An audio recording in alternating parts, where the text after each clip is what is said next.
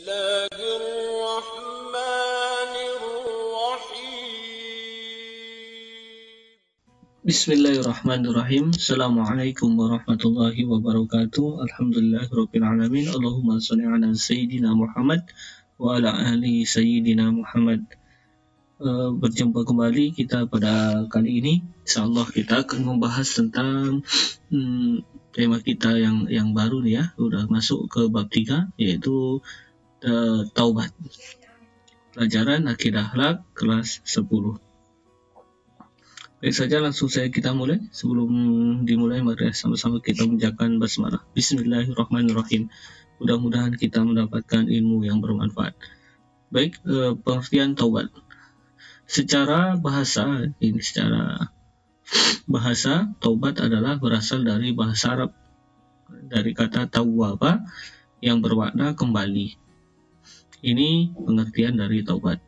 Kemudian secara istilah, taubat adalah meninggalkan dosa karena takut kepada Allah, menganggapnya buruk, menyesali perbuatan maksiatnya, bertekad kuat untuk tidak mengulanginya, dan memperbaiki apa yang mungkin diperbaiki kembali dari amalnya.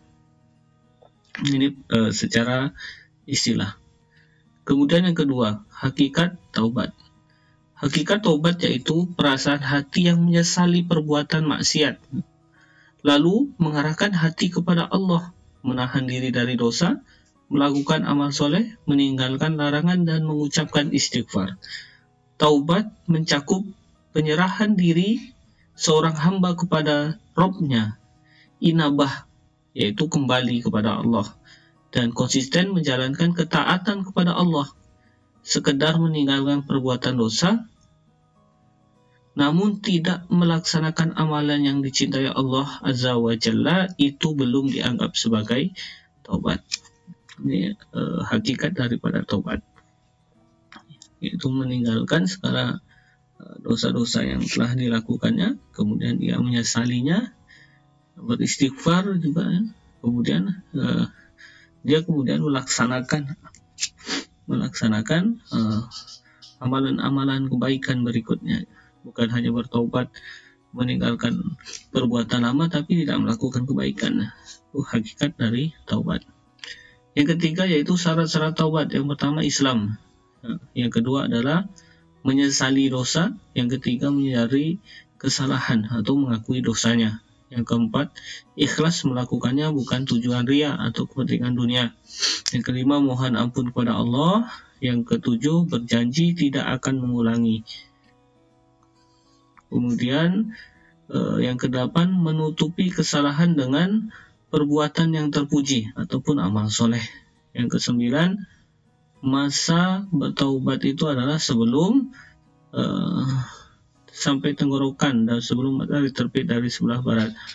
Masa taubat sebelum nafas sampai di tenggorokan, sebelum meninggal. Taubat yang dilakukan ketika sudah nafas di tenggorokan itu tidak diterima, sebagaimana taubatnya Fir'aun ya, ketika tenggelam di Laut Merah. Ketika itu Nabi Musa mengeluarkan mukjizatnya, Fir'aun tenggelam, kemudian bertobat tapi nafasnya sudah sampai tenggorokan sehingga tobatnya tidak diterima. Yang selanjutnya itu memperbanyak istighfar ya. Ini tadi adalah masuk kepada syarat-syarat taubat. Oke, selanjutnya 4, kedudukan taubat. Bagi orang mukmin, taubat itu hukumnya wajib. Dalilnya adalah Al-Quran dan Sunnah. Saling mendukung atas wajibnya melakukan taubat dan kedudukannya dalam mewujudkan kesolehan dan kejayaan hamba di dunia dan di akhirat. Allah Subhanahu wa taala berfirman, A'udzubillahi minasyaitonirrajim. Ya ayyuhalladzina amanu tubu ilallahi taubatan nasuha. Hai orang-orang yang beriman, bertaubatlah kepada Allah dengan taubatan nasuha ya. Taubat yang semurni-murninya. Quran surat At-Tahrim surat ke-66 ayat ke-8. Anjurannya adalah taubat nasuha. Apa itu taubat nasuha? Taubat yang sesungguhnya itu adalah taubat nasuha sebagaimana dikatakan oleh Ibnu Katsir. taubat yang tulus lagi mantap itu adalah taubat nasuha. Taubat yang sesungguh-sungguh yang menghapuskan keburukan-keburukan sebelumnya ya, keburukan-keburukan sebelumnya dan mencegah keburukan-keburukan yang akan datang. Taubat nasuha adalah meninggalkan dosa sekarang dan menyesali dosa yang telah dilakukan serta tidak mengulangi lagi di masa yang akan datang. Jadi itu ya, inti dari taubatan nasuha itu adalah taubat yang sungguh-sungguh. Taubat yang betul-betul dari dalam hatinya gitu.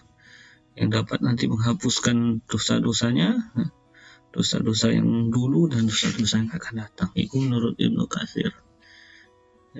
Yang kelima yaitu adalah keutamaan taubat. Yang pertama, taubat adalah sebab untuk meraih kecintaan Allah.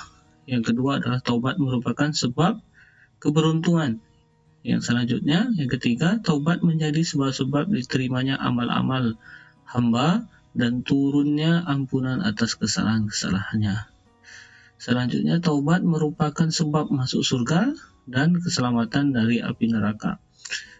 Taubat adalah sebab mendapatkan ampunan dan rahmat. Selanjutnya, taubat merupakan sebab berbagai kejelekan diganti dengan berbagai kebaikan. Taubat menjadi sebab untuk meraih segala macam kebaikan. Taubat adalah untuk menggapai keimanan dan pahala yang besar. Taubat merupakan sebab turunnya barokah dari atas langit serta bertambahnya kekuatan, menjadi sebab malaikat mendoakan orang-orang yang bertaubat. Selanjutnya, Allah akan menghapus dosa-dosa seorang seolah-olah tidak berdosa. Jadi seperti nol lagi ini. Masya Allah keutamaan dari bertobat.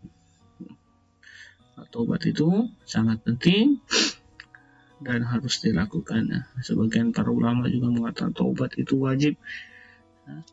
Taubat itu wajib karena dengan taubat banyak sekali keutamaan yang bisa diperoleh. Ya, demikian materi kita pada kali ini tentang taubat. Mudah-mudahan kita berikan pemahaman, dan jika mungkin ini belum membuat paham ya, bisa kita ulang-ulang kembali dan bisa kita cari rujukan yang lain juga ya, dari sumber yang lain atau mungkin dari ceramah salah satu ulama kita ya, yang mungkin mumpuni yang kita bisa jadikan panutan. Wallahu a'lam bishawab. Astagfirullahaladzim, astagfirullahaladzim, astagfirullahaladzim. Assalamualaikum warahmatullahi wabarakatuh.